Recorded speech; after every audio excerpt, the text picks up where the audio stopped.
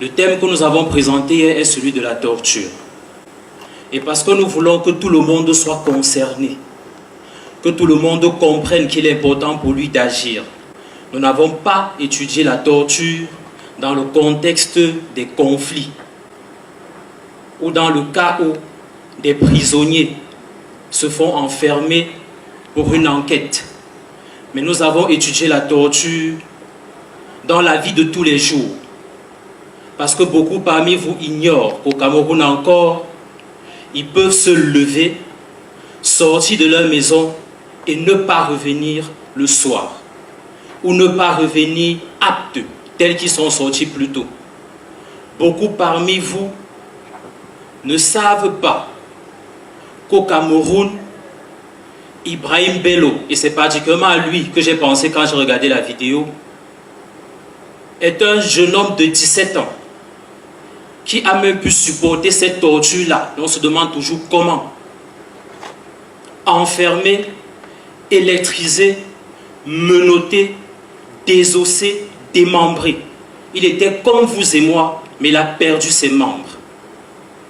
Beaucoup parmi vous ne savent pas qu'on peut être père de famille et chauffeur de taxi, avoir une panne devant un poste de police et en subir le courroux. C'est ce qu'a vécu Charles Vondonga, qui a été bastonné par des éléments de la police et qui est rentré mourir chez lui. Beaucoup ne savent pas, et ça c'est encore plus grave.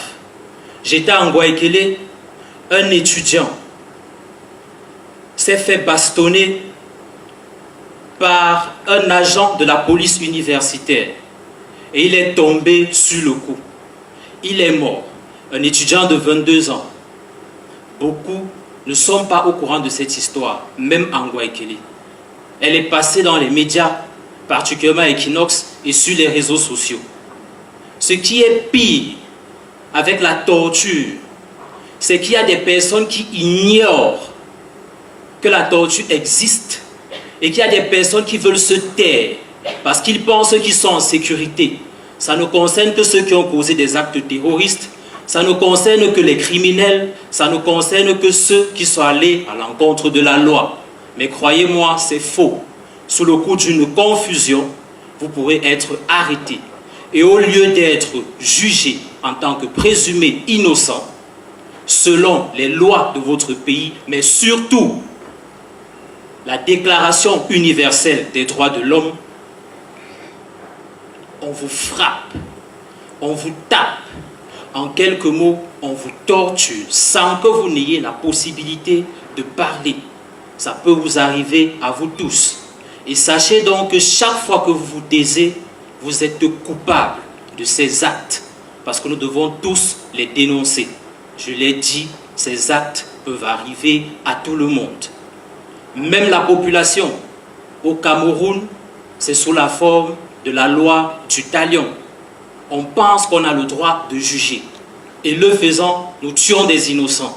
Et bien que ces personnes soient coupables, elles doivent être jugées parce qu'elles ont des droits et bénéficient que leur culpabilité soit établie et que selon la loi, qu'elles écopent des sanctions écrites par la loi, la justice. Je ne voudrais pas être long, mais je voudrais terminer mon exposé en rappelant qu'il est urgent d'agir et il est possible d'agir. Il est possible de changer les choses. Ce n'est pas un bilan noir que je veux peindre. Au Cameroun, il y a des personnes, des organisations et même l'État camerounais luttent pour que ces choses ne se reproduisent pas dans la société. Ce sont des avancées. Mais il y a encore beaucoup de choses à faire.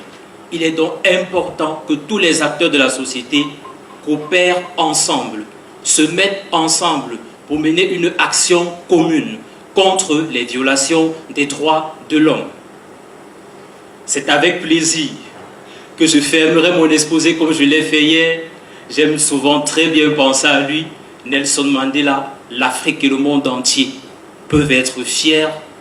Nelson Mandela disait, je cite, « Si je prive quelqu'un de sa liberté, je ne suis pas moi-même libre. L'opprimé et l'oppresseur sont dépossédés dans ce cas-là de leur humanité. Je vous remercie.